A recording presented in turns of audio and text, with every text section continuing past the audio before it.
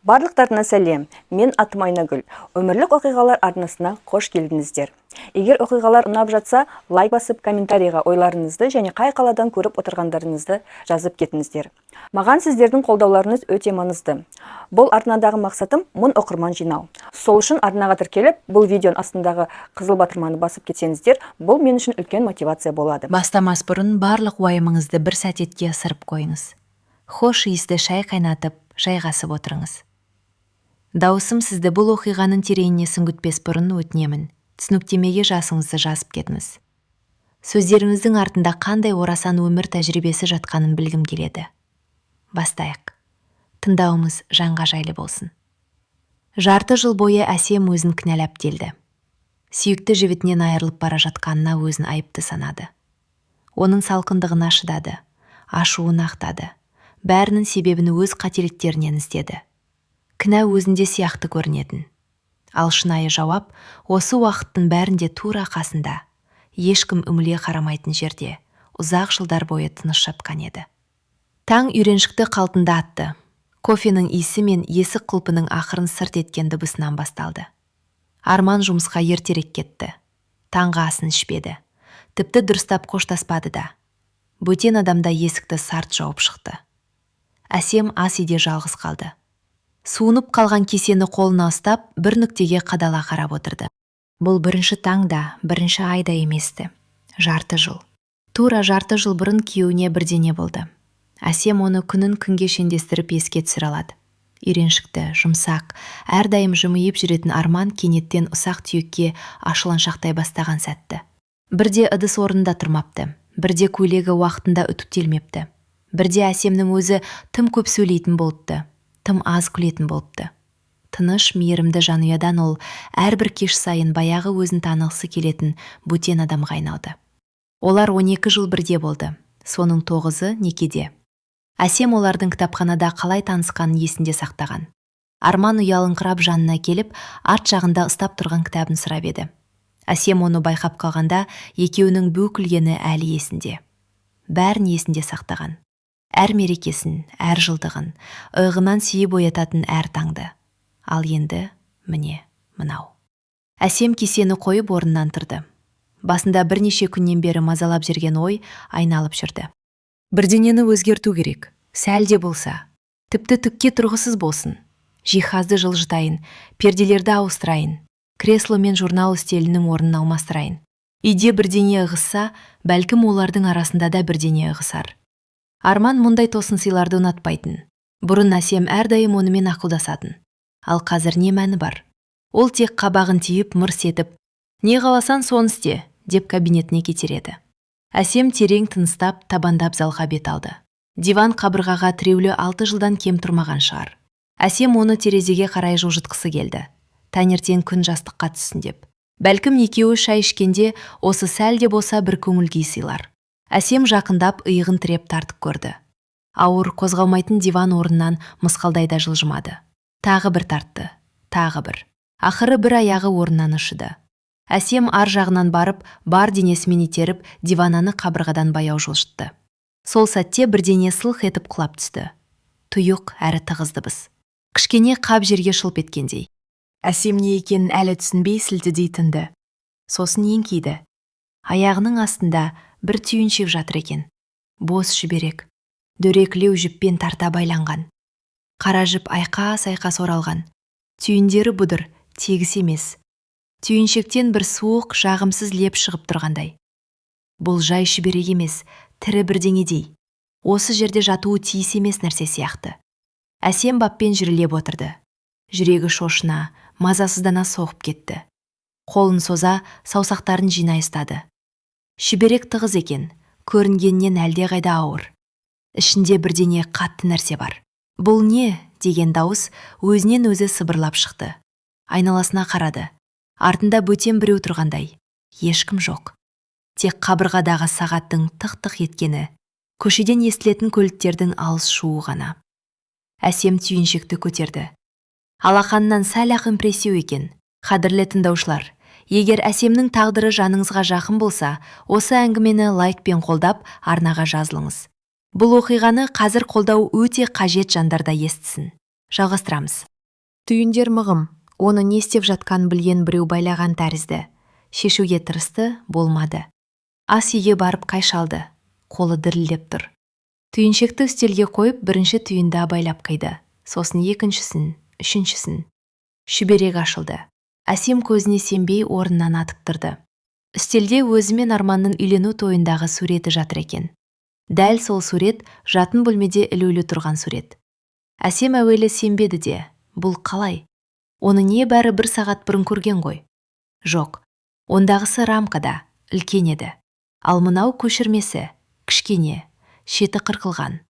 Ал айналасына тығыз, ілмек артынан ілмек қызыл жіп оралыпты. Жуан, дөрекі. Және тамшылар, қатып қалған қара қызыл балауыз тамшылары, дәл беттерінің үстінде, өзінің бетінде, Арманның бетінде. Әсемнің көз алды қарауытып кетті. Орындыққа отыра кетті. Саусақтары қозғалмай қалды. Түйіншек үстелде үнсіз жатыр, бірақ Әсемде одан жылу шығып тұрғандай. Қолайсыз, зұлым жылу. Соңғы жарты жылда екеуінің арасында болған бүкіл жайт осы кішкене шүберек түйінге қамалғандай. Ол суретте екеуінің бетін орап тастаған қызыл жіптерге қарап, ішінен суық, терең қорқыныш толқыны көтерілгенін сезді. Бұл ырымда, ақмақ қиялда емес, бұл әдейі жасалған. Біреу олардың суретін алып, жіппен орап, балауыз тамызып, диванның астына, олардың үйіне, олардың өміріне жасырып қойған. Қанша уақыт жатты екен? 1 ай ма? Жарты жыл ба? 1 жыл ба? Жарты жыл. Бұл сөз басында шам жанғандай жарқ ете қалды. Жарты жыл бұрын Арман өзгерді. Жарты жыл бұрын осының бәрі басталды. Айқай, салқындық, жатсыну. Кездейсоқтық та болуы мүмкін, бірақ Әсем бар болмысымен мұның кездейсоқтық еместігін сезді. Орнынан тұрды. Не істерін білмеді. Лақтырып тастай ма? Өртей ме? Әлде орнына қоя ма? Қол тигізуге болмайтын белгі болса ше. Ондай заттарды жалаң қолмен ұстауға болмайтынын естіген сияқты. Ал ол ұстап та қойды. Әсем алақанына қарады. Бұрынғыдай. Бірақ ішінде бірдеңе тұйыла қалғандай. Басын көтеріп дәлізге қарады. Жатын бөлменің есігіне, рамкадағы суретке. Қазір оның егізі пайда болған. Кітап сөресіне, кілемге, шамға. Бәрі үйреншікті, әрі сонымен бірге бәрі бөтен боп қалды. Басында бір ой соғып тұр. Әйгерімге қоңырау шалу керек. Әйгерім ең жақын досы, кез келген туыстан да жақын. Олар 1 сыныптан бері дос. Әйгерім міндетті түрде түсінеді. Әйгерім көмектеседі. Әйгерімнің ауылда туыстары бар. Онда мұндай нәрселерді әлі ұмытпаған дейді. Әсем телефонға қол созды. Саусақтары дірілдеп, 2 рет басқа батырманы басып алды. Әйгерім тек 3-ші қоңырауда ғана тұтқаны көтерді. Дауысы ұйқылы, сәл ашуланшақ. Әлі дұрыс оянбаған шығар, сағат 10 болса да. Әсем, мұнша ерте не боп қалды? Әйгерім, Әсем жұтынды. Дауысы дірілдеп тұр. Оны өзі де естіді. Әйгерім, маған сенімен қазір сөйлесу керек. Бұл өте маңызды. Арғы жақта қысқа үнсіздік орнады. Әсем Әйгерімнің көтерілгенін, көрпенің сыбдырын естіді. Не болды? Жайың дұрыс па? Арман аман ба? Мен... Әсем үстелде жатқан түйіншекке қарап, баяғы сол суықты қайта сезді. Мен үйден бірдеңе тауып алдым. Дивананы жылжытып едім, астынан құлап түсті. Қойшы, мұны телефонмен түсіндіре алмаймын. Әйгерім, келе аласың ба? Әсем, шоштасың ғой. Не таптың? Ақша ма әлде? Жоқ, ақша емес, бұл... Әсем тосылды. Бұл сенің әжең бір кезде айтқан нәрсеге ұқсайды. Есінде ме? Біз әлі жасөспірім кезімізде ол кісі ауыл нәрселерін айтатын. Бір таныс әйелінің көршісі есіктің астына ине шаншылған қуышақ қойып кеткен туралы. Арғы жақта тағы тыныштық орнады. Бірақ бұл жолы ол басқаша еді. Ұйқылы емес, шиеленіскен. Әсем, не айтып тұрсың өзім?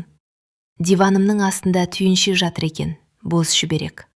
Ішінде Арман екеуміздің үйлену тойындағы суретіміз, кішкенесі, көшірмесі.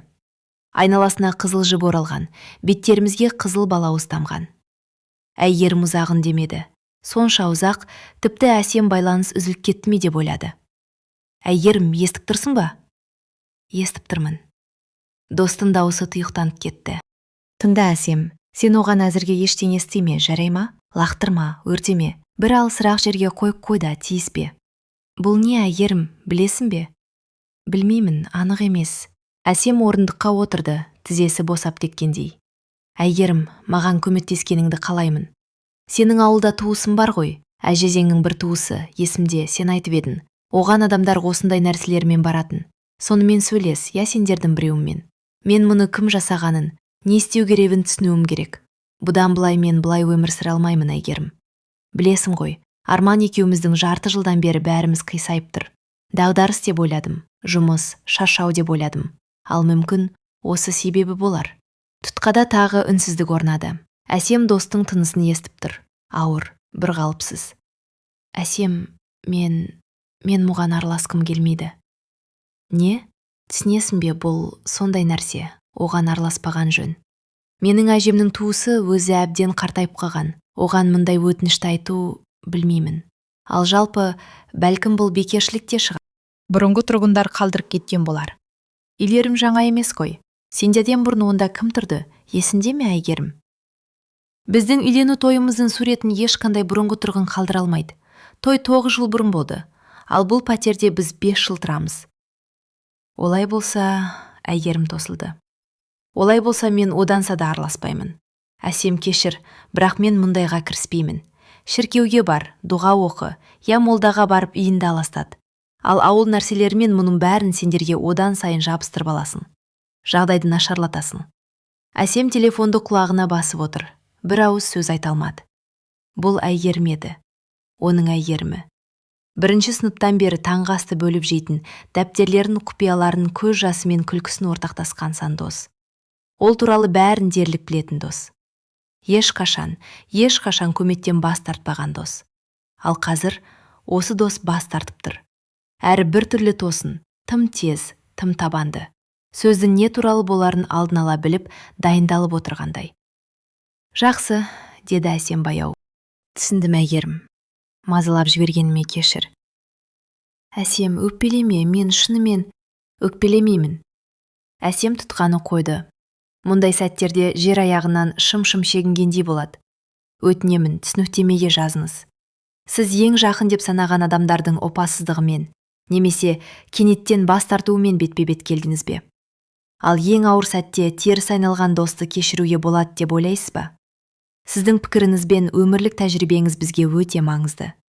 Әңгімені жалғастырамыз. Ас үйде тыныштық орнады. Түйіншек үстелге жатыр. Ал суретке оралған қызыл жіптер Әсемге тірідей қыбырлап тұрғандай көрінді. Көзін жұмып қайта ашты. Бірдеңе дұрыс емес. Бірдеңе қатты дұрыс емес. Тек түйіншекте ғана емес. Ойды жинақтау қиын болды, бірақ бәріне шығатыны. Досым менімен ашық болмады. Бұл қалай болуы мүмкін, түсінбедім, бірақ сездім. Әйгерім бір маңызды нәрсені жасырып тұр. Әсем Әйгерімді өзінде жақсы білетін, оның мынау дауысы, бас тартудың асығыстығы, әлгі бір жүйкесіздік, бәрі дұрыс еместі. 5 жыл бұрын Әсемнің анасы қайтыс болғанда, Әйгерім бір апта бойы жанынан шықпай отырды. Әсемнің қан қысымы көтеріліп ауруханаға түскенде, Әйгерім жұмысын тастап, тура сол түні жетіп келді. Ал қазір, осы айлардың ішінде, Әсем алғаш рет шынайы көмек сұрағанда, Әйгерім жалтарды. Кеудеде бірдеңе ауыр тұншықтыратын күдік көтеріле бастады. Әсем оны қуғысы келді. Бұл Әйгерім ғой. Қалай олай ойлауға болады? Бірақ ойлар өзінен өзі ағылды. Олардың үйінде кім болып еді? Көршілер ме? Жоқ. Көршілерден ешкім дерлік кірмейтін. Арманның туыстары да сирек, мереке кезінде ғана. Әсемнің өз туыстары олардан тық қалмаған. Анасы өлді, әкесі жаңа еліне кетіп қалды. Ал Әйгерім олардың үйінде үнемі болатын. Әйгерім қай нәрсенің қайда жатқанын, қай тартпада, қай сөреде екенін білетін. Әйгерім осы дәл диванда талай рет отырған. Әйгерім дивананың бұрышын көтеріп, бір нәрсе тыққып салуы әбден мүмкін. Бірақ не үшін? Әйгерімге мұны жасайтындай не бар? Олардың ешқашан ұрсысатын себебі болмаған. Ешқашан ештеңе бөліскен емес. Әйгерім Әсемнің тойына шынайы қуанды, аяғы түсіп қалғанда жылады. Арман іссапарға кеткенде көмектесті. Әйгерім өз адам еді, өз адамы. Әсем басын қос алақанымен қысты. Көзіне ыстық өкпелі жас үйірілді. Ол Әйгерім туралы олай ойлағысы келмеді. Мұным шындық болғанын тіпті де қаламады. Бірақ дерек болып қалды. Дос бас тартты, әрі бір түрлі жылмаң жасап бас тартты. Әсем орнынан тұрып су құйып бір тыныстап ішті. Шұңғылшаның жанында тұрып терезеге қарады. Сосын үстелге қайта оралды. Түйіншек әлі сол жатыр, ашық, ұятсыз, өзін келемеждеп тұрғандай. Әсем сүлгі алып жіптерге қайта тимес үшін шүберекті суретай мұқият орады. Түйіншекті шкафтың ең түкпіріне, ескі құжаттар салынған қораптың артына қойды. Көзден таса, бірақ ойдан кетпейді. Шешім өзінен өзі келді. Егер әйгерім көмектескісі келмесе, ол көмекті өзі табады. Жұмыста өзінен үлкендеу бір апа бар. Оларда әрдайым әртүрлі әңгіме, әртүрлі таныстары, әртүрлі көреген туыстары бар. Бұрын Әсем мұндайға кемте жымиятын. Кемпір ертелері ғой, қазір жымиыс жоқ еді. Ол телефон кітапшасын ашып, әріптесі Гүлнардың нөмірін тапты. Жақында ғана қызының жүкті бола алмай жүргенін, бір ауылдағы әжеге барғанын, содан көмектескенін айтып шағынған әйел еді. Сонда әш алатындаған. Енді өзінің саусақтары нөмірді өз тере бастады. Гүлнар, сәлем. Бұл Әсем. Тыңдашы, саған тым ғажап сұрағым бар. Сендер барған әлгі әйелдің митинг жайын бере аласың ба? Гүлнар арғы жақта таңғалмады, тек ақырын мырс етті. Ей, саған да жетті ме? Я, бәрі ерте ме, кеш пе жетеді, жаз. Тек ол әркімді қабылдай бермейді, оны бірден айтайын. Ақша алмайды. Азық-түлікпен, я өзі сұраған нәрсемен алады. Және оған өтірік айтуды ойламада, бірден көреді. Әсем жазып отыр, жүрегі тамағында соғып тұр.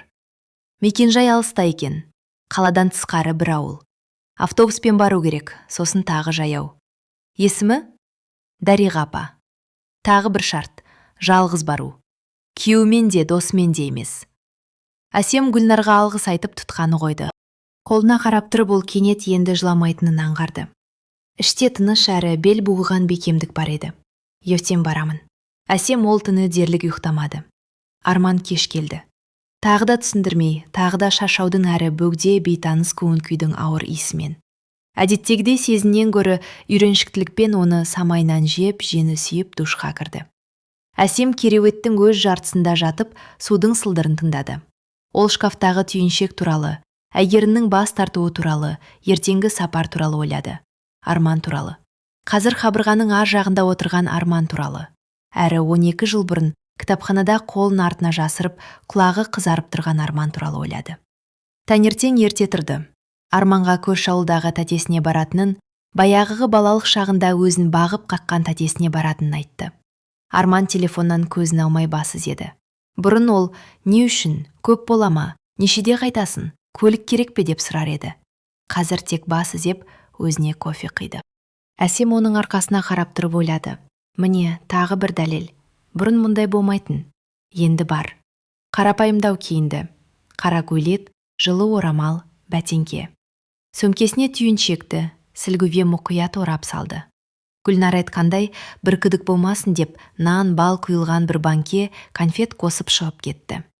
Автобус ескілеу, шынылары шылдырлап тұрды. Әсем терезе түбіне отырды. Сөмкесін тізесіне қысып, көзін одан алмай қойды. Жол дала арқылы, сосын орман арқылы, тағы дала арқылы тартуды. 2 сағаттан кейін есімі жартылай өшіп қалған ауыл нұсқаушысының тұсынан түсіп, жаяу жүрді. Шаңды топырақ жол аласа ауыл үйлерінің арасымен созылып жатыр. Иттер үреді. Бір жерде күндіз орынсыз әтеш шақырды. Әсем алдынан кездескен бірінші адамнан Дариға апаға қалай баруды сұрады. Орамал салған егде әйел оған таңданбастан мұқият қарап қолын сермеді. Құдықтан санағанда 3-ші үй. Қақпасы жасыл. Бар ол үйде. Әсем кетті. Жүрегі барған сайын қатты соғып барады. 3-ші үй кішкене, шорт тиіп, қисайып қалған. Бірақ таза екен. Терезелерінде ақ перде, кәуленкеде банкедегі құлпынай гүл тұр. Әсем жасыл қақпаны итерді. Ол сықырламай ашылды. Жуырда майланғандай. Ауланың ішінде сары мысық отырып, сары көзімен қонаққа қарап қалды. Қашпады, шиыстамады. Тек қарап тұрды. Кір, неге тұрсың? Деген дауыс үйден шықты. Әсем селк етті. Дариға апаны әлі көрген жоқ. Ал ол кісі әлдекімнің келгенін біліп қойыпты. Әсем кәуленкеге көтеріліп есікті ашты. Үй ішінде жартылай қараңғы екен. Шөптің иісі аңқып тұр. Көп түрлі шөп, кептен, төбеден шоғыр-шоғыр болып салбырап. Балауыздың иісі, тағы бір нәрсенің иісі. Қорқынышты емес, бірақ үйреншіксіз, басқа заманнан келгендей. Дариға апа пештің жанында отыр екен. Кішкентай, шомбал, қаралау жүзімен, бүкіл денесінен жасырақ көрінетін көздермен. Қарапайым қара кофтамен ұзын көйлек киіпті. Орамал төмен байланған, қастары үйісқан. Жасын болжау мүмкін емес. 70-те болуы мүмкін. 90-да да. Отыр, деді ол қабырғаға қарай иегімен нұсқап.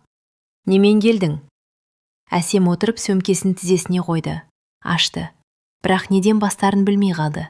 Сөздер кенет бір жаққа жоғалып кетті. Менде тосылды. Дариға апа жек көрместен жымиды. Сөмкеңді әкелдің, шығар. Әсем сүлгідегі түйіншекті алып абайлап үстелге қойды. Дариға апа бірден жақындамады. Ол ұзақ қарап тұрды. Әрде түйіншекке, әрде Әсемге, әрде бір бұрышқа. Әсем оған қарамаса да бір нәрсе бардай көрінген бұрышқа. Сосын үстелге қарай адымдады. Сүлгіні ашпай үстінен қолын бір рет, екінші рет толғады. Қайдан таптың? Үйде диванның астынан. Жиһазды жылжытқан едім. Күйеуіңмен ұзақ ұрыстың ба? Әсем селк етті. Ол арман туралы бір ауыз сөз айтпап еді. 30 жыл, деп сыбырлады. Дариға апа күткенін естігендей басы деді. Сосын сазды тоста қалып, ожаудан су құйды, үстелге қойды. Әлге қайдан кішкене шырақ алып тұтатты. Бірнеше тамшы балауызды суға тамызды. Балауыз жайылып, оғаш өрнектерге тұрып қалды. Шеңберлер, жіптер, созылған 3 дақ. Дариға апа оған ұзақ, тым ұзақ қарады. Әсем демалмай отыр. Сонымен, деді әжей ақыры, көзін көтеріп. Сен досың туралы ойлап келдің. Саған әпкедей болған досың туралы. Әсемнің қолы мұздап кетті. Қайдан? Бөлме. Оған жамандық жасады деп ойлайсың ба? Ол саған диванның астына салды деп ойлайсың ба? Мен саған былай айтайын. Ол шынымен мұны жасады. Бұл оның қолтаңбасы. Әсемнің іші лоқ ете қалды. Демек шын. Демек елес емес. Әйгерім, оның әйгерімі. Көз жасы өзінен өзі ақты. Тоқтатуға тырыспады да. Сөмкесін қысып отырып үстелге қадала жылады. Дариға апа ең күштісі өткенше күтті. Сосын жалғастырды. Дауысы өзгеріп шымсарды. Тек сен мені зейін салып тыңда қарағым. Жақсылап тыңда. Мынау, ол түйіншекке иегімен нұсқады. Бұл ұрсуға арнап жасалмаған. Сенің күйеуіңмен нашар тұрсын деп те жасалмаған. Бұл басқа нәрсе. Әсем басын көтерді. Қалай басқа?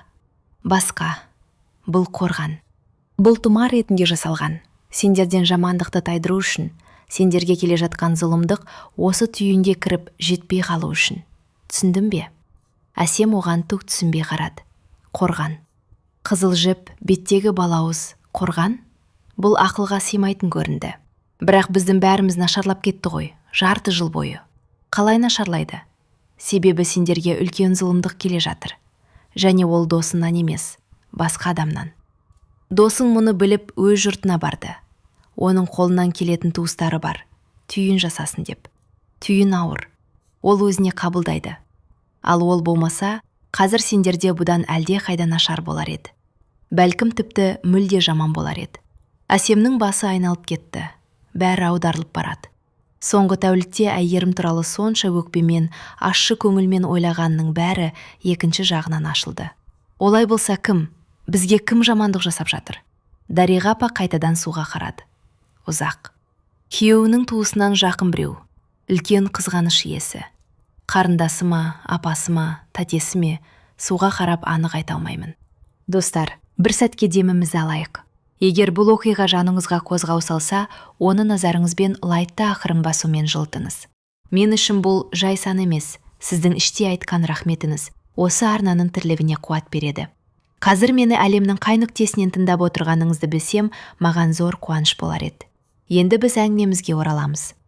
Сен өзің ажыратасың, кімнің сені көргенде тісі шықырлайтынын. Бірақ ол досың емес. Досың таза, сенің адамың. Әсем солқылдап алақанын аузына басты. Арманның қарындасы. Құдай-ау, Арманның қарындасы. Оларды жақын деуге болмайтын. Әсем қайыненесі мен оның қызы өзін ұнатпайтынын әрдайым сезетін. Тойда қарындасы ерні жыбырлай отырған. Әр кездескенде керілген жымиыс, тінткіш көзқарас, бағалап тұрғандай. Бірақ Әсем мұны мінезіне жоратын, әр абысының жеңгеге деген қарым-қатынасы әртүрлі ғой деп енді шықты. Ал маған не істеу керек? Дариға апа күрсінді. Біріншіден досына бар, кешірім сұра.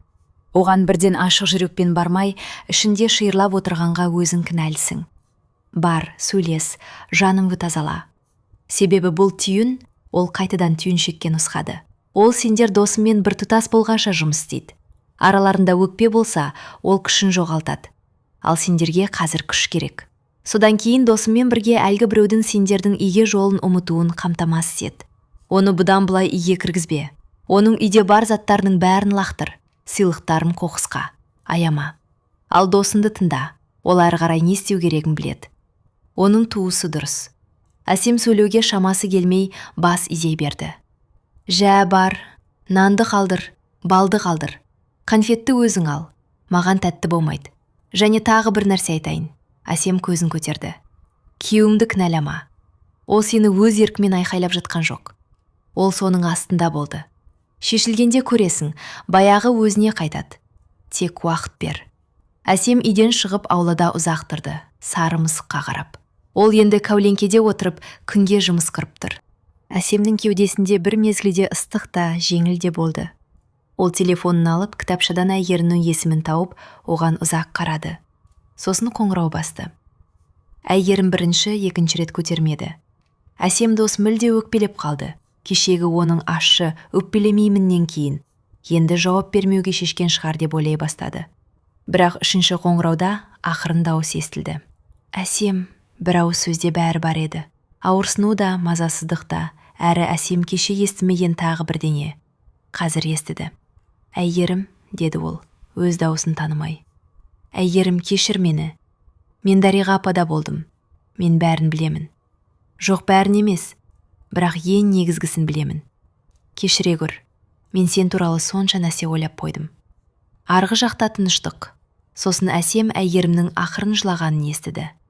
Зар еңіреп емес, ұзақ жиналған бірдеңесін ақыры сәл болса да сыртқа шығарып, тыныстай алатын әйелдердей жылады. Достың сыры енді сыр болудан қалды. Иығымнан тау түскендей болды. Сол сәтте кеудемді кернеген сезімнен өзімнің де жылағым келді. Әсем, келесің бе?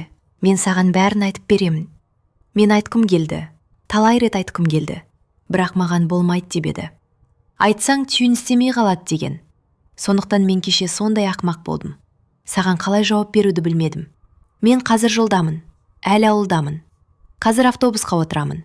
2 сағаттан кейін сенде боламын. Жақсы, күтем. Әсем телефонды қалтасына салып, жасыл қақпаның жанында тұрды. Шаңды жолға қарап, сосын аялдамаға бет алды. Автобус дерлік бос екен. Әсем терезе түбіне отырып, артқа қашқан далаларға қарап ойланды. Адам бар нәрсені басында қалай аударып төңкеретіні туралы ойлады. Бар жоғы бір қорқыныштан, бір ыңғайсыз сөзден, іште тұтас күдік пен өкпе ғимаратын тұрғызып алған туралы.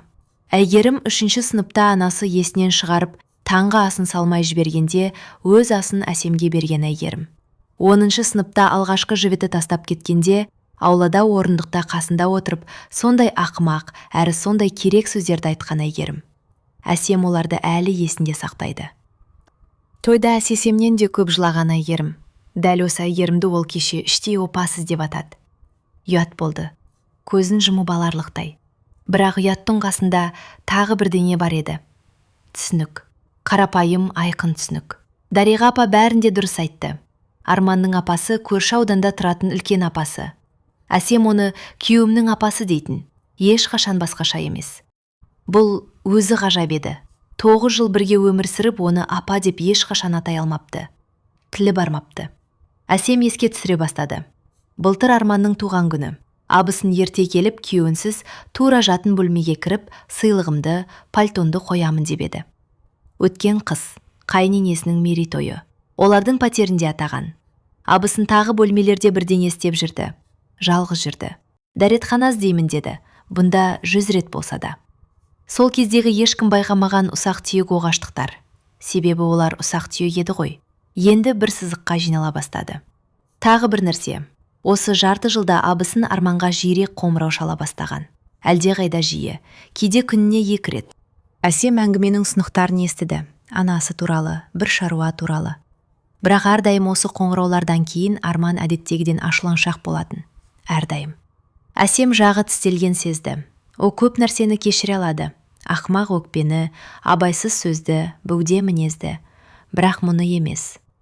Туыс саналатын адамның жылдар бойы оның күйеуінің, әлемдегі бәрінен сүйетін күйеуінің үйіне ұсақ, жек сырын, тынымсыз сұмдық тасығанын жоқ. Автобус ақыры қалаға жетті. Әсем түсіп, такси ұстап әйгерімнің мекен жайын айтты. Әйгерім орталықтан 3 аялдама жердегі шағын үйде тұратын. Әсем лифтті күтпей 4-ші қабатқа жаяу көтерілді. Есік ол қоңырау басып үлгермей-ақ ашылды. Әйгерім табалдырықта тұр екен, халатпен, ісінген көзбен, шашы желкесіне асығыс түйілген. Олар бір-біріне қарап үндемей құшақтасты. Ұзақ. Әсем достың ұйғына бетін басып, оның ұйғы дірілдеп тұрғанын сезді. Кешір мені, деді Әсем тура құлағына. Кешір, ақмақпын. Ең ақмағы менмін, деп күбірледі Әйгерім. Бірден қалайда болса айту керек еді, мен қиналдым. Қалай айтуды білмедім. Олар ас үйге өтті. Әйгерім шайнек қойды, кеселерді алды. Қолы дірілдеп тұр. Әсем қатты емес, бірақ бетін қабырғаға беріп күбірледі. Әсем саусақтары мұздап, лоқ ете қалғанын сезді. Сосын бітіріп қағазды абайлап жинады да қалтасына салып шықты. Мені байқамады. Мен 1 минут күттім де, өзімде шықтым. Қасынан өтіп ас үйге бардым. Айтпауға шештім. Себебі сенімді емес едім. Кенет көзіме солай көрінсе ше. Кенет о қандайда бір дәрі болып, жай шашылып кетсе ше. Ақмақтық әрине, бірақ солай. Мен сендерді араздастырғым келмеді, ол оның апасы ғой. Сосын ше? Сосын 1 айдан кейін мен сендердің екеуінің оғаш болғаныңды, Арман саған айқайлайтынын байқадым. Сен маған айтып едің ғой, есінде ме желтоқсанда дәмханада? Сонда мен ойладым, бұл сол нәрсе ме, мен көргенім ме? Содан ауылдағы жұртыма, әжемнің туысына бардым. Сен оны білесің. Әрі оның апасына, ол да біледі. Айттым. Олар маған бірден неге келмедің деп ұрысты. Енді шешу кеш, өйткені ол не шашқанын, ол қазір қайда екенін мен білмеймін деді. Бірақ қорған қоюға болады деді. Түйін тұмар, сендерге келе жатқан нәрсе соған кіретіндей. Сендерге емес, түйінге соғатындай. Сосын сен салдың? Салмадым, қойдым. Маған қайда дәл, қалай керегін үйретті. Мен келдім, есінде ме, ақпанда сенікіне. Сен жарты сағатқа дүкенге кетіп едің. Мен Арманмен отырдым. Арман темекке шыққанда үлгердім. Диванның астына салдым. Содан бері күттім. Әсем досқа қарап бір ауыз сөз айта алмады. Олар Әйгерімнің ас үйінде кеш батқанша отырды. Терезе ар жағында ала бұлғын баяу қоюланды. Шайнек суыды. Тағы 5 рет қайнады. Ал олар бәрін айтып бітпей сөйлесе берді. Әсемнің кеудесінде соңғы тәулікте қысып тұрған сол қатты түйін бірте-бірте босады. Күдіктің орнында ашшылық қалды. Бірақ ол басқа адамға деген ашшылық еді. Әйгерімге емес. Әйгерім, ал сен менің тапқанымды қайдан білдің? Кеше мен қоңырау шалғанда сен бірден неден сөз болғанын түсіндің ғой? Бірден түсінбедім. Әйгерім кесені қолында айналдыра берді. Суретті, қызыл жіптерді айтқанда түсіндім. Бұл менің түйінім еді. Оны мен өз қолыммен жасадым. Әжем үйреткен. Білдім. Егер сен оны тапсаң, бірдене өзгерген. Я қорған жұмыс істеп қойған, я жиһазды жылжытып кездейсоқ суырып алғансың. Жиһазды жылжыттым. Солай деп ойладым. Білесің бе, мен оны өзім тапқанымды түсінгенде тіпті сәл тынышта болдым. Бұл түйін өз ісін бітірді деген сөз. Сендерге келе жатқан күш соған кірді. Әжем айтатын, тұмар толық жұмыс істеп болғанда, ол өзі саған көрінеді. Оны таппай тұра алмайсың. Әсем біраз үндеместен сосын ақырын сұрады. Ал енді не? Дариға апа сендерге абысынды бұдан былай үйге кіргізбеуді істеу керек деді ме? Бұл нені білдіреді? Әйгерім бұл сұрақты әлде қашан күткендей бас изеді. Бұл оны шынайы түрде кіргізбеу деген сөз. Дипломатпен емес, жымиыспен емес, ол түсінетіндей етіп. Тағы, оның сендерге қашанда әкелген барлық нәрсесін үйден шығару керек. Сыйлықтарды, ыдыс-аяқты, рамкаларды, дастарханды, бәрін. Әжем айтатын, сыйлап кеткен заттар арқылы үймен байланыс ұстау оңай. Әсіресе зат үйде ұзақ жатса. Әсем еске түсіре бастады. Олардың серванттарында хрусталь ваза тұр. Абысының үй көтергендегі сыйлығы. Қабырғада ою өрнекті безендірме тарелке. Оны әкеліп, сендерде де болсын деп еді. Шкафта пілте, өткен жаңа жылдағы сыйлық. Әсем ойша санады, әр затпен ішіне жек көрініш ұялады. Бұл заттар жылдар бойы үйде тыныш жатыпты. Бір-бір кішкене көздей, олардың өмірін бақылап. Бәрін шығару. Бәрін, деді әйгерім бекем. Қоқысқа да, әжем. Еденді сосын тұзбен жуыңдар деді. Қарапайым тұзбен. Қайнатып суын көшеге төгіңдер. Шұңғылшаға емес. Бұл ең қарапайымы. Мұны өзім меніңсіз де істей аласың. Ал ең қарапайым еместігі не? Әйгерім көзін төмен салды. Тағы бір нәрсе бар. Ол сендерге бұдан былай келмеуі үшін. Келгісі келмеуі үшін. Жолды ұмытуы үшін. Бұл енді менің ауылдағы жұртыма керек. Әжем көмектесуге уәде берді. Мен оны ақпанда сұрап едім. Ол бір күн осыған жетеді деп білген. Тек өзің оған баруың керек, мен емес. Мен өз ісімді істеп болдым. Қашан барам? Демалыста. Мен келісемін. Және білесің бе, мына түйіншекті өзімен ала бар. Әжем не істеу керегін айтады. Өзіне өртеуге лақтыруға болмайды. Бұл салмақты зат. Әсем басы еді. Іште бірте-бірте жоспар қалыптаса бастады. Үрейсіз, қорқынышсыз. Жоспар. Алдымен үйге қайтып, Арманмен сөйлесу. Бірден бәрін емес, әлі ерте. Алдымен заттар туралы. Бір нәрсе ойлап табады. Интерьерді жаңартқым келеді дейді. Вазаны сындырып алдым дейді. Піртені жоғызуға бергем білініп қалды дейді. Сосын ауылға барады.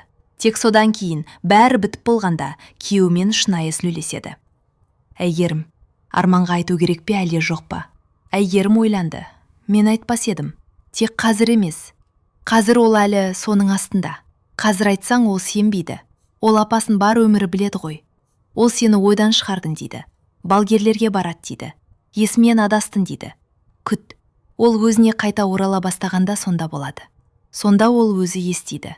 Әзірге шыда және оны бағала. Әсем үндемей Әйгерімнің қолын қысты. Олар дұрыс еді. Бірақ үйге шындықты жеткізгім келген тілек ішімді жарып барады. Дегенмен болашаққа деген уайым мен үмітсіздік жаман ақылшы. Сол себепті көніп, бас изеуге тура келді. Үйге кеш қайтты. Арман ас үйде отыр. Алдында суынған тамақ тұр. Кесесінде ішілмей қалған шай. Ол басын көтеріп оған қарады. Әсем әдеттегі ашуды күтіп еді. Ол жоқ. Ол жай шаршаған кейіпте қарады. Қайда сонша көп жүрдің? Әйгерімде, ұрысып қалдық. Жарасуға бардым. Деді ол да. Көзін қайта төмен салды. Жараспағаныңа жақсы болды. Әсем тоқтай қалды. Осы қысқа жақсы болды да, баяғыда естімей кеткен бірдеңе бар еді. Бір жұмсақтық, бір шаршағандық. Бірақ ашушан емес. Ол жанына барып отырды. Алақанын оның қолына қойды. Арман қолын тартып алмады. Білегін бұрып, оның саусақтарын қысты. Әлсіз, дерлік сенімсіз, бірақ қысты. Әсем, деді ол.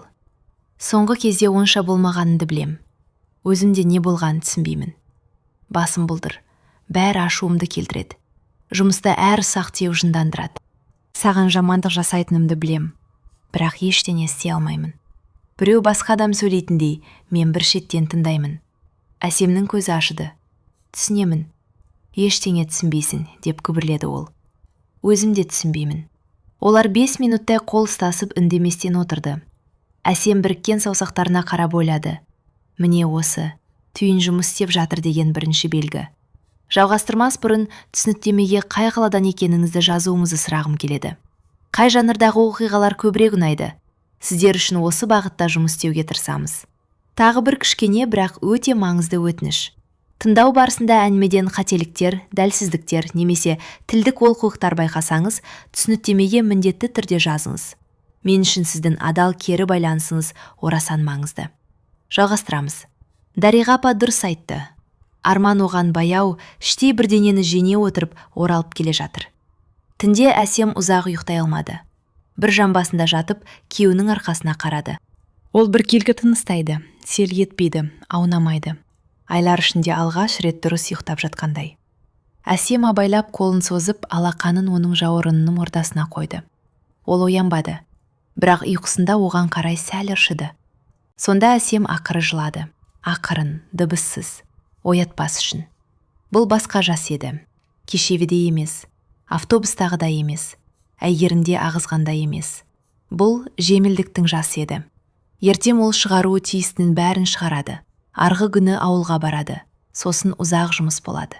Алдымен күйеуін қайтару, сосын абысынмен есеп айырысу, сосын тағы екеуден өмір сүруді үйрену. Әсем енді қорықпады. Оның әйгерімі бар екенін, Арман оныкі, әлі де оныкі екенін білді.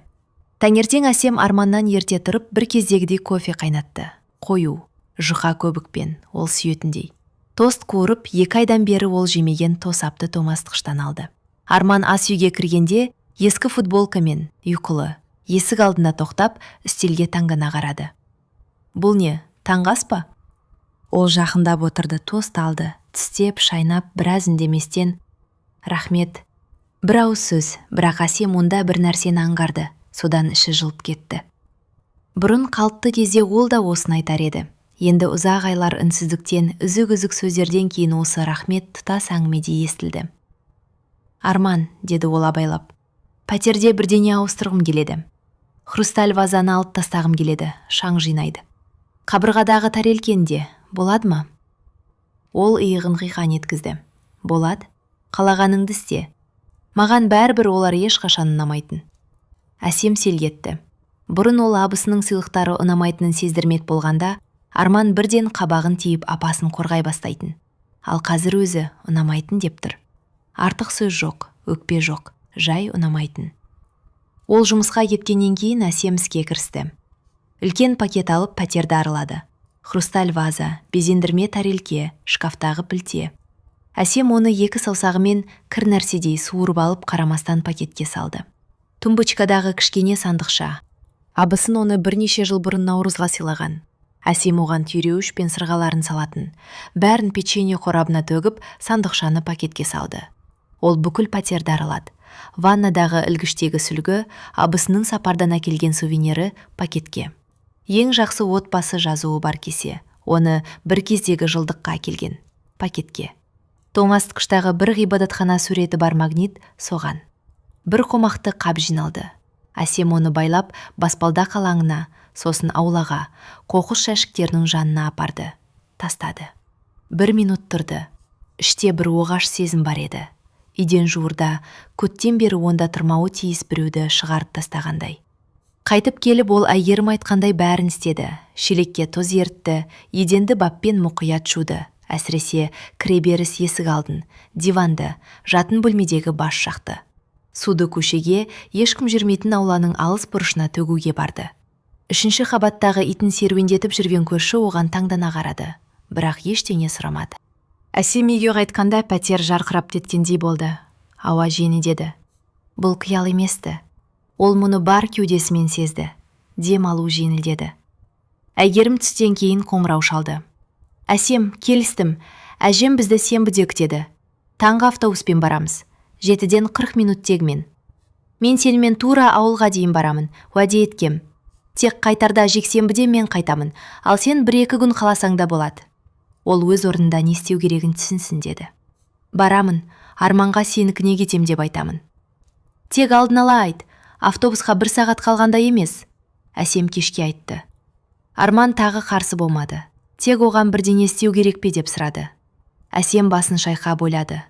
Тағы 1 апта бұрын ол не байқамас еді, не дөрекі бірдеңе айтар еді. Ал қазір сұрады. Түйін жұмыс істеп тұр. Я, бәлкің енді түйін емес.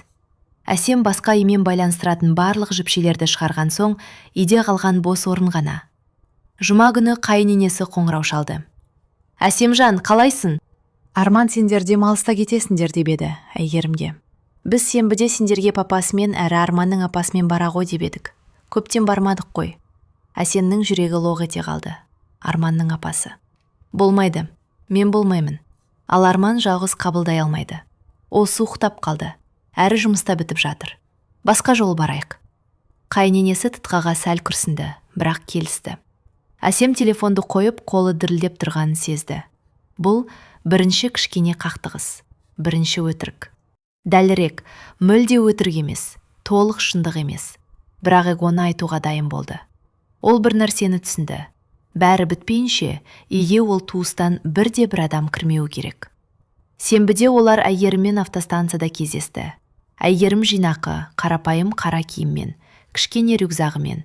Әсем қолына түйіншек салынған сөмкесін ұстады. Ол оны кері апарды. Қайдан келсе сол жаққа. Жол ұзақ болды. Алдымен автобус, сосын кішкене, шылдырлап тұрған, бұзылған топырақ жолмен жылетін көлік. Сосын тағы 2 шақырымдай жаяу. Бұл ауыл Дариға апа тұратын жерден де алыста. Далада тереңірек жатыр екен. Әсем жолда дерлік үндемеді, әйгерінде сөйлеспеді. Тек кейде оған қарап жымиятын, қуаттап жатқандай. Әйгерінің әжесі Әсем ойлағандай мүлде емес болып шықты. Әсем неге екенін, Дариға апаға ұқсайтын біреуді, өткір көзді, кішкентай шомбал кемпірді күтіп еді. Ал бұл биік, тік, ақ, тевіс тараған шашты, көк көйлекпен әрі үлкен боз кофтамен жүрген әйел еді. Жүзі мұғалімдікіндей тыныш. Аты Балқия апа. «Кіріңдер, қыздар», деді Балқия қарапайым ғана. «Мен дәл картоптарында аршып болдым». Олар әйнектелген верандадағы үстелге отырды. Балқия апа оларға шай құйды, бал, нам қойды. Алдымен ұсақ түйек туралы сөйлесті. Жол туралы, ауа райы туралы, әйгерінің қалада тұратын, сирек келетін анасы туралы. Шай ішіліп болғанда ғана Балқия апа Әсемге қарап: «Жә, көрсет», деді. Әсем түйіншекті алып үстелге қойды. Балқия апа асықпады. Оған ұзақ қарады. Сосын қолына алды, аударды, иіскеп көрді. Әсем мұны күтпей сергетті, сосын қайта қойды. «Жақсы тұмар», деді Балқия. «Таза жұмыс істепті. Көрдің бе жіптер қалай қарайыпты? Бұл оған көп нәрсе кіргені дегені. Ол болмаса сенің күйеуіңмен қазір не болатын білмеймін. Бәлкім енді бірге тұрмаста едіңдер». Әсемнің тамағы тағы қышып кетті. «Мен білмедім, әйгерімге жаман ойладым». Бәрі алдымен біреуге ойлайды. Бұл қалыпты. Бастысы ажыраттың. Балқия апа әйгерімге бұрылды. «Ал енді қарағым, көршіге бар, мен сұраған нәрсемді алып кел, асықпа. Бізге досыммен оңаша сөйлесу керек». Әйгерім бас изеп шықты. Балқия апа Әсемге қарады. «Енді бәрін айт. Күйеуің туралда, оның апасы туралда, басынан». Әсем айта бастады. Алдымен тосыла, сосын барған сайын еркін.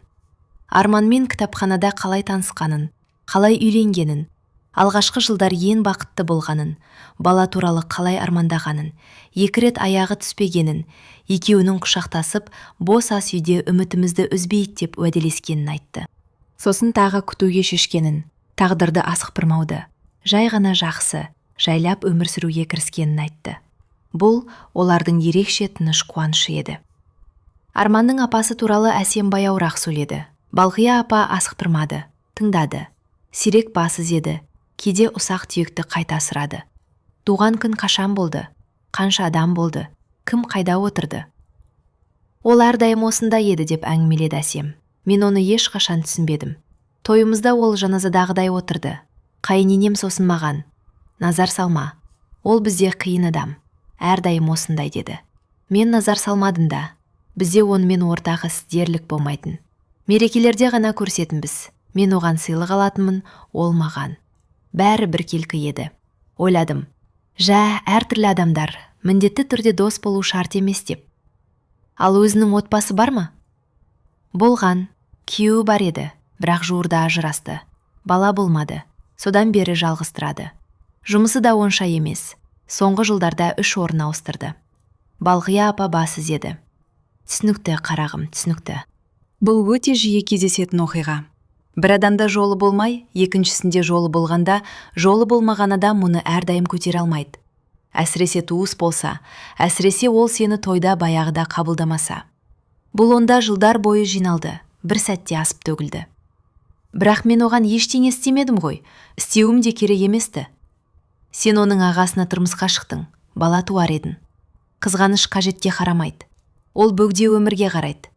Көршінің терезесі жанып тұрғанын көреді, ал өзінікі қараңғы. Қараңғы көршінің шамынан емес, өз ішінің қараңғылығынан болады. Әсем үндемей басыз еді. Мұны есту ауыр еді, бірақ бұл шындық еді. Ал ол сендердің жатын бөлмеде туған күнде не істеді? Әйгерім маған айтты, бірақ сен өзің айт. Өзің қалай көресің? Мен көрмедім, мен ас үйде едім. Бұны Әйгерім көрді. Ол куыста, бұрышта, диванда отырған. Ал әлгі ынтақты сен таппадың ба? Жоқ, әйгерім дәл қайда екенін білмейді деді. Бас жаққа шашқан. Саңлауға шығар. Бір сәтке маған Балқия апа, сенің жағдайыңа көмектесе алмаймын дейтіндей көрінді. Жүрегім шошына лоқ етті. Бірақ бір секунд, сосын тағы біреу өтіп, әйелдің жүзі жарқырады. Балқия апа ойланып, орнынан тұрып шкафқа жақындады. Оннан кішкене бір жапырақ қағаз алып қайтты. Сонымен қарағым, мені зейін салып тыңда. Түйіншегіңді мен аламын. Мен онымен өзім айналысамын. Бұл сенің ісінде, әйгерінің ісі де емес. Саған үйге басқа нәрсе апару керек. Ол Әсемнің алдына қағазды қойды. Ішінде бір уыс кептен шөп, жусанға ұқсас. Тек ұсақтау әрі қаралау. Әсем мұның не екенін сұрамақ еді, бірақ Балқия апа өзі сөйледі. Үйге барған соң бұлай істе. Осы шөпті ал. Оны ақ, таза шүберекке кішкене қапшықтар етіп жаса. Жатын бөлменің бұрыштарына, үлкен бөлменің бұрыштарына, кіреберіс есік маңына қой. Біреуін есіктің маңдайшасына, көрінбейтін жерге, біреуін кереуеттің астына, бас жаққа, қабырғаға жақын. Бұл ол шашқан нәрсе күшін жоғалту үшін. Таппасаң да, таппайсың да шығар, ол саңлауға қаутиді ғой. Кем дегенде үйде содан қалғанды қуып шығады. Әсем қағазды абайлап бүктеп, қалтасына салды. Ал оның өзіне не істеймін? Балқия апа оған ұзақ көзбен қарады. Ал оған қарағым, сен ештеңе істемейсің. Бұл сенің қамың емес. Мен істеймін. Маған бұл қиын емес. Біздің тұқымда мұнымен айналысады. Мен оған жамандық істемеймін, қорықпа. Мен сендердің үйге оның жолы кесілетіндей істеймін. Жақындай бергенде басы айналсын, не бір шұғыл шаруа есіне түссін, я жай көңіл күйі кетсін. Бірте-бірте ол сендерге өзі келмей қояды, өз еркімен, өзіне солай көрінгендей. Әрі неге екенін түсінбейді. Ал сен оны бірдеңе болса ренжітпе, ұрыспа, тінтпе. Қоңырау шалса, сыпайы жауап бер. Кездесейік десе бас тартпа. Бірақ сендердің үйде емес, дәмханада болады, саябақта болады, үйде болмайды. Жақсы. Және күйеуімді бағала. Ол қазір бірте-бірте бұдан шыға бастайды. Оған 2 ай керек. Асықтырма, бықсытпа. Саған қалай айқайлағанын есіне салма. Ол емес еді. Ал ол өзіне қайтқанда өзің көресің, оған қалай ұят болатын. Сонда құшақтап, ұмыттық, енді еске алма де. Ал оған апасы туралы айтайын ба? Балқия апа біраз үндемеді. Айтасың, ол өзі сұрай бастағанда, өзі сезгенде. Ол ақымақ емес қой. Ол жарты жылда өзінде көп нәрсені өзгертті. Бірдене байқайды. Өзі сұрағанда айт, тек айыптаусыз, жай болғанындай. Әрі онымен араздасуды талап етпе, бұл оның апасы. Онымен өзі есеп айырсын. Бәлкім алыстайды, бәлкім кешіреді. Бұл енді оның өмірі. Әсем бас изеді. Сөздер оған жылы судай, баяу, тығыз сіңіп жатты. Әрбірін есінде сақтайтынын сезді. Ал ақша, мен сізге қанша қарызбын? Балқия апа қолын сермеді. Сенен ақша алмаймын. Сен әйгерінің досысың. Бұл туыс десе де болады. Туыстан алмайды. Маған қалалық бала келсем болды. Сендерде қандай болады? Әне, шыны бантидегі этикет қалсы. Соны татып көргім келеді. Осы жетеді. Әсем күні бойы алғаш рет жымиды. Әйгерім 1 сағаттан кейін авойскамен қайтты. Ішінде сүт, жұмыртқа, әрі бір түйіншек бар екен. Олар бірге кешкі ас ішті. Қарапайым ауыл асы, майлы картоп, тұздалған қияр, қара нан. Балқия апа көршілер туралы, былтыр кәуленкеге шығып, газетті жеп қойған ешкі туралы күлкілі әңгімелер айтты. Әсем күлді. Әлі таңертең ішінде қысылған бір қорқыныш түйіні болғанына сене алмады. Түнде ол тар ауыл кереуетінде жатып, қараңғы төбеге қарап тыныштықты тыңдады. Бұнда көлік те, сирена да, шулаған көрші де жоқ. Тек алыста бір жерде ит үреді. Еденнің астында тышқан ақырын шиқылдайды. Әсем арман туралы ойлады. Оның қазір жалғыз пәтерде өз жартысында ұйықтап жатқанын. Ал ертең өзінің оған қайтатынын. Ол бәлкім қуанатынын, бәлкім құшақтайтынын, бәлкім бұрынғыдай шынайы сүйетінін елестетті. Ол көзін жұмды. Көп айлардан соң алғаш рет уайымсыз ұйықтады. Әсем үйге жексенбі кешке оралды. Әйгерім тағы күндіз қайтты, ал ол кідірді. Балқия апа оны түске дейін қалуын сұрады. Аула жұмысына көмектесіп, әрі тағы бір рет істелуі тиіс нәрселерді қайта сөйлесу үшін. Әсем пәтерінің есігін ашқанда бірінші байқағаны ауаның өзгергені. Бұрын мұнда тұрған көрінбейтін, басатын бірдене жоқ. Үй жай ғана үй болды, тыныш, үйреншікті, ағаш пен ескі кілем иісімен. Арман құлып дыбысын естіп ас үйден шықты. Үстінде әсем сүйетін көк ұсақ көзді көйлегі, олардың 5-ші жылдығында киген сол көйлек. Әсем оны соңғы рет қашан кигенін есіне де түсіре алмады.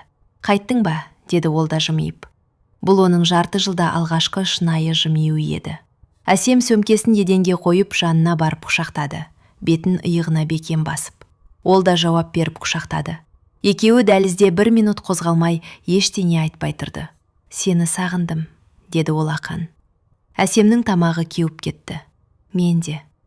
Олар ас үйге өтті. Арман шайнек қойды, кеселерді алды. Әсем шұңғылшада таудай кір ыдыс жоқ екенін байқады. Әдетте онсыз өткен демалыста ол бәрін соңынаға жинайтын. Ал қазір бәрі таза. Ал үстелде шыны банкеде кішкене сары қызғалдақ гүлдер тұр. «Бұл не?» «Бұл саған. Дүкенде бардым, көрдім, алайын деп ойладым». Әсеміндей басып салқын жапырақшаларды сипады. Жылағысы келді. Олар түн ортасына дейін сөйлесті. Бәрін емес, бәрін айтуға әлі ерте еді. Жай ғана жұмыс туралы, көршілер туралы, дүкенде нанды басқасына ауыстырғаны, әрі енді ол дәмсіз болған туралы. Олардың арасында сонша ұзақ болмаған кәдімгі әңгімелер. Әсем оларды жүргізуді ұмытып кеткендей. Олар қайтадан бір-біріне үйреніп жатты. Бұл байқалатын. Арман кейде сөз ортасында кідіретін, өзі де сөйлеп, тыңдап, жымиып тұрғанына таңданғандай. Әсем оны асықтырмады. Дүйсенбіде ол жұмысқа кеткен бойда Әсем сөмкеден шөп салынған түйіншекті алып, залдың ортасына отырып бөйшектей бастады. Ақ матаның жапырақшыларын ол ауылдақ кесіп қойған. Енді шөпті уыспен бөліп, түйінде жасап байлау ғана қалды. 7 кішкене қапшық шықты. Әсем оларды Балқия апа айтқандай орналастырды. Біреуін кіреберіс есіктің маңдайшасына, әдетте әр нәрсе жататын сөреге. Екінші, үшіншісін жатын бөлменің жоғарғы бұрыштарына, шкафтың үстіне, ешкім үңілмейтін жерге. 4-ші, 5-шісін залдың бұрыштарына, ол да жоғары. 6-шісін кереуеттің астына, тура бас жаққа, қабырғаға жақын. Ал 7-шісін, соңғысын, ең тығызын, ас үйге, ыдыс шкафының түкпіріне. Бәрін орналастырып болғанда, Әсем диванға отырып бөлмеге қарады. Әрине, ештеңе өзгерген жоқ. Бірақ оның ішінде бірдеңе ақыры орнына түсті. Соңғы тас қалаудың орнына жатып, енді қабырға берік тұрғандай. 1 аптадан кейін қайыненесі қоңырау шалды. «Әсемжан, қалайсың? Қызым саған жуырда қоңырау шалмады ма?» Ол бір түрлі оғаш боп қалды. «Маған үнемі қоңырау шалады, басым ауырады деп, шаршадым деп, ешқайда қонаққа барғым келмейді деп, жұмыс мезі болды деп шағынады». «Жоқ апа, біз көптен сөйлеспедік. Ал оған не болған?» Ерекше ештеңе емес. Жай көңіл күйі жоқ сияқты. Мен оған дачаға барып демалуды ұсындым. Ол келісті. 1 айға кетеді, бәлкім 2-ге. Әсем тұтқаны қойып терезенің жанында ұзақ тұрды. Кетіпті. Өзі дачаға кетіпті. Қаладан алыс, олардың үйінен алыс. Балқия апа өз ісін істеген. Шусыз, жанжалсыз, өкпесіз, жай ғана баппен, іштен. Егер сіз Әсемнің оқиғасын осы сәтке дейін тыңдасаңыз, әрі онымен бірге жақсылық міндетті түрде жеңет деп сенсеңіз, түсініктемеге қарапайым плюс белгісін қойыңыз. Не сенемін деп жазыңыз. Сонда біз нешеу екенімізді білеміз. Жалғастырамыз. Мен өзімнің еріксіз жымиып отырғанымды байқадым. Себебі жанымда бір жеңілдік пайда болды. Біреу шам жаққандай. Енді бәрі жөнделеді, міндетті түрде жөнделеді. Осы күннен бастап бәрі түзеле бастады. Бірден емес, тез емес, бірақ тоқтаусыз. Арман өзіне бөйшектеп оралды. Алдымен жымиыс, сосын жылдар бойы есіне алмаған ескі әзілдер. Сосын кешке оған дауыстап оқу әдеті, некелерінің алғашқы жылдарындағыдай. Сосын бір кеш ол кенет артынан келіп иығынан құшақтады да: «Әсем, мұны қалай айтарымды білмеймін. Мен тұманнан шыққандаймын. Кешір мені. Саған сонша нәрсе айтыппын, өзім қаламайтын нәрселерді. Не болғанын білмеймін», деді. Әсем бұрылып бетіне қарады. Оның көзі баяғы кітапханадағыдай кінәлі, балаң. Бұрыштарында мазасыздықтың ақ сызықтары бар. «Мен саған не болғанын білемін». «Білесің бе?» Әсем басы деді. «Айтамын, тек бүгін емес. Дұрыс сәт болғанда бәрін айтамын. Сосын онымен не істерсің, өзің шешесің». Арман баяу басы зеп сұрауды доғарды. Жай ғана оны өзіне қысып ұзақ жіберген жоқ. Бұл сәт бір айдан кейін келді. Олар ас үйде екеуі отырды. Жаңбыр жауып тұр. Терезеге бұлақшалар ағады. Арман өзі сұрады. Әсем, сен сонда маған не айтпақ едің? Есіңде ме? Әсем бәрін басынан айтты. Жылжытылған жиһаз туралы, диванның астындағы түйіншек туралы, қызыл жіптер мен балауыз тамшылары туралы, Әйгерім мен телефон әңгімесі туралы, алыс ауылдағы Дариға апа туралы, Әйгерім туған күнде көргені туралы, Балқия апа туралы, бұрыштарға қойылған шөп қапшықтары туралы. Арман үндеместен тыңдады. Әсем бітіргеннен кейін де ұзақ үндемеді. Өзіне су құйып ішті, терезеге жақындады. Жаңбырға қарап тұрды. Мен неге сенерімді білмеймін, деді ол ақыры. Мен мұндайға ешқашан сенбеймін. Бірақ бір нәрсені білемін. Менде түсіндіре алмайтын бірдеңе болғанын білемін. Мен емес едім. Әрі білесің бе? Мен апамның маған апа сияқты қарамайтынын баяғыда сезетінмін. Оның мені бүкіл өмірі өзіне тартқанын, ал сені менен itергенін. Мұны мен тіпті балалық шағымда байқағам. Мектепте алғашқы қызым болғанда. Ол сонда да осылай істеді. Мен сенің онымен қарым-қатынасыңды үзгеніңді қаламаймын. Ол сенің апаң. Мен онымен үзбеймін. Бірақ оны бұдан былай үйге кіргізбеймін. Әрі қайтқанда өзім бәрін айтамын. Абайлап, жанжалсыз, бірақ айтамын. Олар ұзақ тыныштықта отырды. Әсем күйеуіне қарап оның жүзінде бір жаңа нәрсенің баяу қалыптасып келе жатқанын көрді. Ашу емес, өкпе емес. Бір ересектік ауыр түсінік. Бәлкім оның өміріндегі бірінші. Рахмет, деді ол кенет. Не үшін? Берілмегенің үшін. Әлгі апаларға барғаным үшін.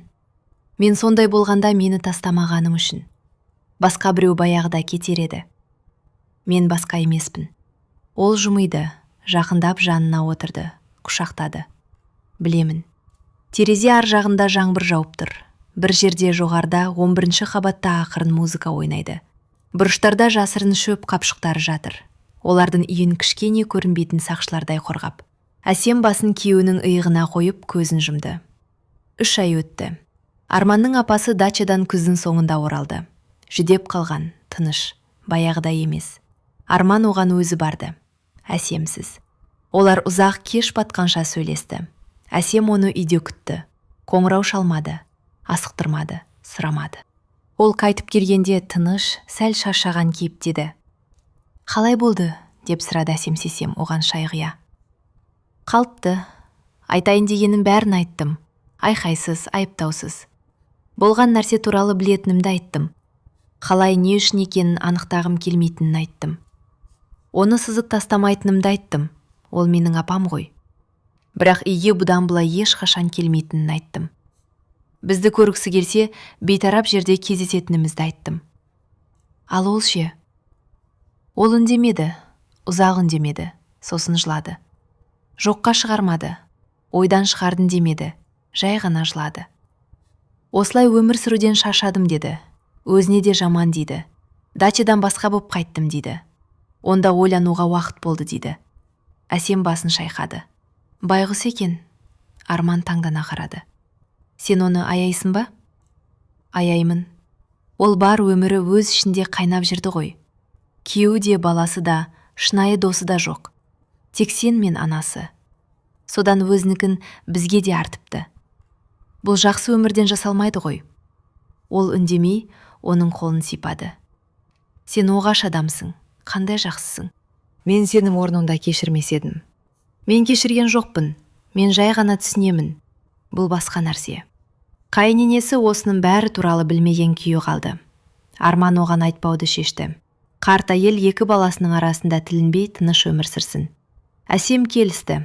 Кейде олар бірге қайненесіне қонаққа баратын. Әрі Әсем бұрынғыдай сыпайы, жылы, жымиыспен жүретін. Қайненесі ештеңеден күдіктенбеді. Тек бірде оларды есік алдында шығарып салып тұрып, Әсемге ақырын. Әсемжан, сендер Арман екеуің бір түрлі жақсы болып кеттіңдер. Араларында бірдеңе дұрыс емес пе деп жүредім. Ал қазір қайтадан баяғыдай көремін. Құдайға шүкір деді. Құдайға шүкір апа, деп жауап берді Әсем. Әйгеріммен олар бұрынғыдан да жақын болды. Жиірек көрісті, жиірек сөйлесті.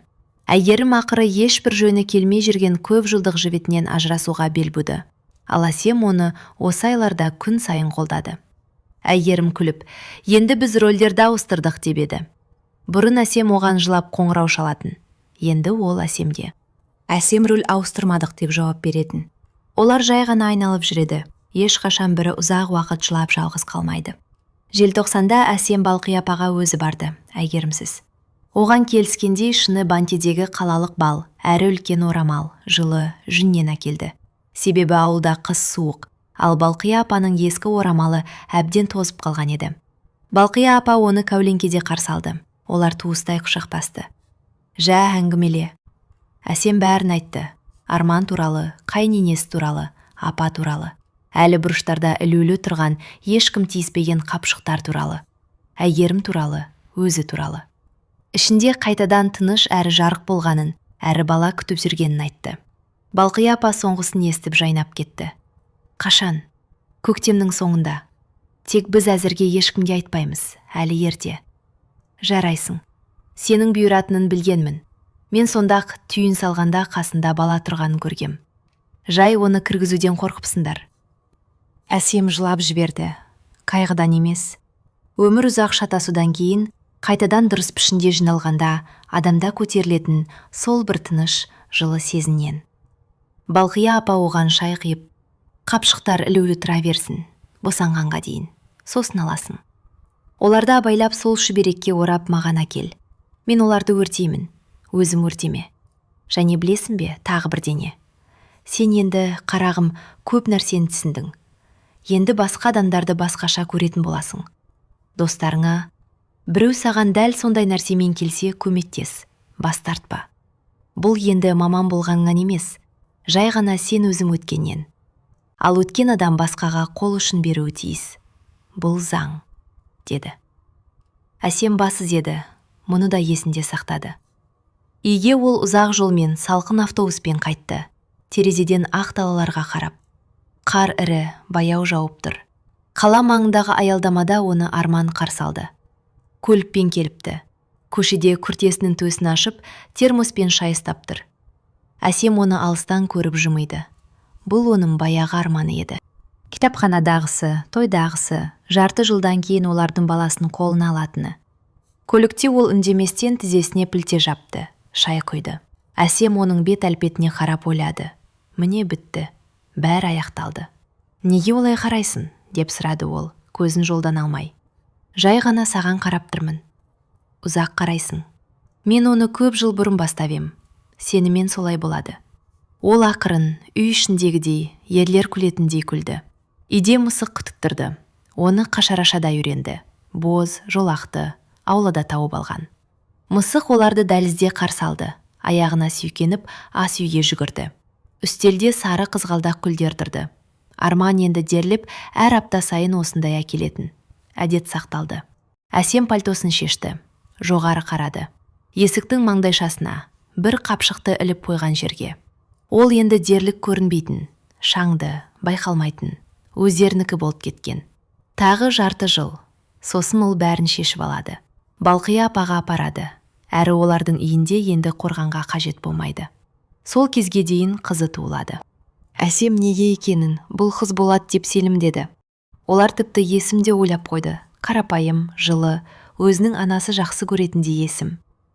Кешке ұйықтар алдында Әсем балконға шықты. Қар әлі солай, баяу, асықпай, дыбыссыз жауып тұр. Төменде тыныш аула, шамдар, біреу иттімен жалғыз жолмен бара жатыр. Әсем шапканың астындағы ол бейтаныс адамды ойлап, оның да үйінде бәрі жақсы болсын деп тіледі.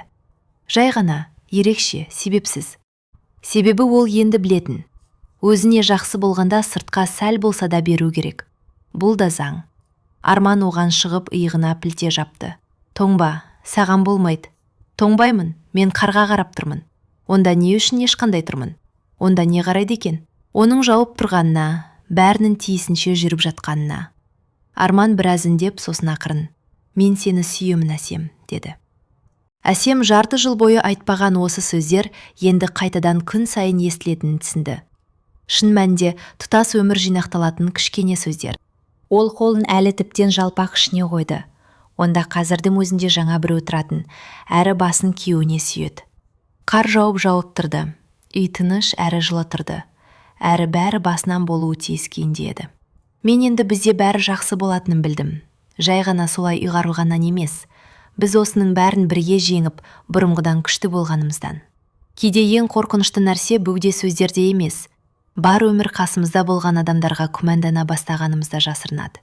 Бірақ қасында теріс айналмаған адам болса, әлі бәрі жоғалмаған деген сөз. Бұл оқиға бізге бөгде қызғаныш, ең берік некені де, жылдар бойы тыныш қирата алатын үйретеді. Өтінемін, түсініктемеге өз тәжірибеңізбен бөлісіңіз. Сіз немесе таныстарыңыз, күйеуіміздің туыстарының, абысын ажын немесе қайын ененің түсініксіз ызасымен бетпе-бет келдіңіздер ме? Отбасыларыңызды қалай қорғадыңыздар? Әрі Балқия апа айтқан осындай ауыл тұмарларының күшіне сенесіздер ме? Өз оқиғаларыңызды айтыңыз, себебі сіздің даналығыңыз қазір біреуге көмектесуі мүмкін. Мұндай әңгімелер әлі ұзақ ішке сіңіп қалады. Себебі үй тек қабырғаға сүйенбейді, махаббат тек сөзге емес. Ал шынайы достық кейде сонша тыныш құтқарады, біз мұны бірден түсінбейміз. Қайтадан, өмірдің әдеттегі тірлігінің астында үлкен бір нәрсе жасырынған оқиғаны естігіңіз келгенде бізге оралыңыз.